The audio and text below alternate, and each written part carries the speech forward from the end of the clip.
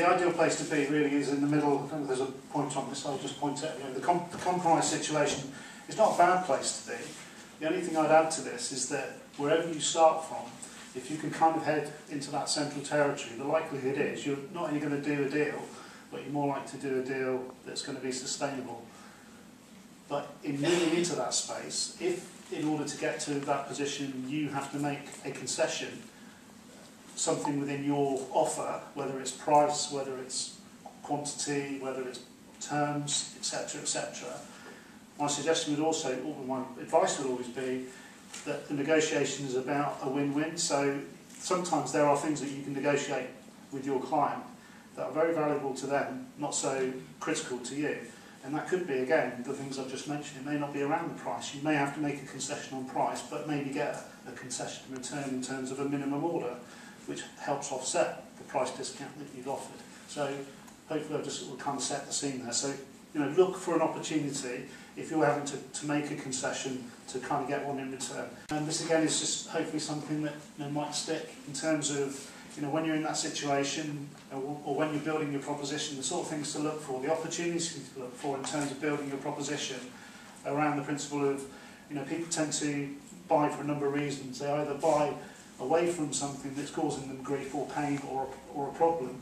So hopefully you can relate that to your businesses. I might just pick on one or two of you in a minute. Or they're moving towards something which gives them pleasure, makes them feel better about themselves, makes them feel like maybe they're investing in themselves, or they're eating more healthily, or driving a better car. You name it, that's fundamentally what that's about. And in terms of the hierarchy, particularly when it comes to price, it tends to be around either uniqueness. We talked about uniqueness earlier on, so it's about solving something and saving cost in a new way, or doing something, or doing the same but doing it more cheaply.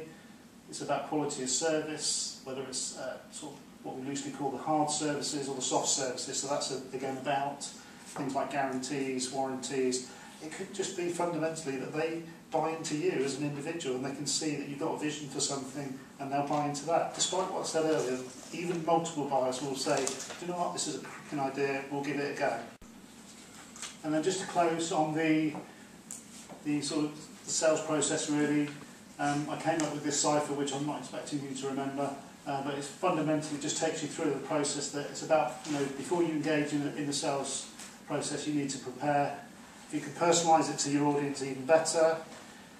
You've got to get out there and prospect. There's no way around that. If it's really just not for you, you've got the ability to be able to recruit somebody else that's just hasn't got the or is full of self-belief and can go and do that on your behalf. That's great.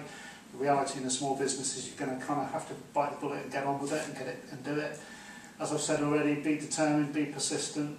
It can take time to convert a prospect into a customer, but it's worth it once you get them. The victory is sweet. Partner with other people. You don't have to, whilst you may be a sole trader or a very small business, there are lots of other businesses out there that may be servicing the same market but offering something quite different. It's quite legitimate for you guys to partner and learn from each other, and obviously lots of opportunity to network. The pitch we've talked about, it's all about keeping it simple: attention, benefit, close, and determination. Thank you. It's no point doing it if you're not going to make any money. So be very very sort of disciplined with yourself around your pricing policy. And again, get clarity if you offer anything in terms of a discount. And the prolonging is really just retention of customers and knowing how to keep a good customer. And if you want to talk to me about how to lose a bad one, we'll maybe do that one afterwards.